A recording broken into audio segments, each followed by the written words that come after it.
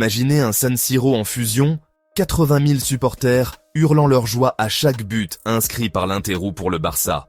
Au coup de sifflet final, la frustration de Pedri était palpable. Dans un entretien accordé à El Partidazo de Cope, le jeune milieu espagnol n'a pas mâché ses mots. Ce n'est pas la première fois que cela nous arrive avec cet arbitre. L'UEFA doit enquêter sur cette affaire. Il y a beaucoup de choses que je ne comprends pas. Ces déclarations résonnent comme un coup de tonnerre dans l'univers du football, où les accusations contre l'équité arbitrale restent rarissimes. Pedri a ensuite enchaîné « Je suis d'accord avec Hansi Flick, tous les cas de 50-50 étaient en leur faveur. » Un constat amer relevé par le coach bavarois, qui avait déjà exprimé ses doutes. « Nous avons tout donné, mais certaines décisions nous ont été défavorables.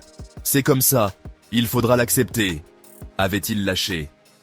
Entre l'absence de carton jaune pour Mkhitaryan, pourtant déjà averti, et la non-validation d'un possible penalty sur Lamine Yamal, les Catalans ont le sentiment d'avoir été privés de plusieurs occasions cruciales.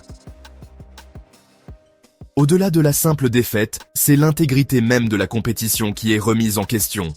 Pedri, figure montante et symbole d'un football créatif et moderne, en appelle aux instances européennes pour clarifier cette accumulation de décisions litigieuses. Pour le club, cette sortie médiatique marque une rupture. Rarement un joueur de l'envergure du champion d'Europe U19 n'avait sollicité ainsi l'arbitrage.